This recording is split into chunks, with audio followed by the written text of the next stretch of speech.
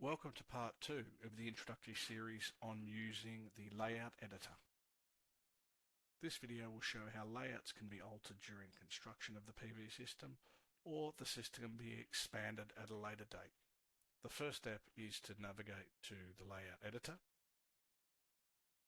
The layout editor's user interface is exactly the same as Designer, and any changes made in the layout editor will automatically update in Mapper, meaning that on-site crews can immediately see changes made via the web platform. In this example, the PV system is going to be expanded. The first step is to add panels to the new section.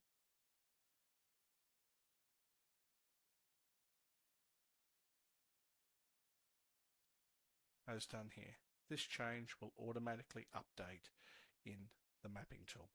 Alternatively, if modules on the existing system cannot be positioned or need to be moved, they can simply be changed in the layout editor. Again, these changes will automatically update in Mapper, provided that the online version of the site is accessed. Please join me in part 3 where stringing of the system will be demonstrated, or altering of the string for existing systems will also be shown.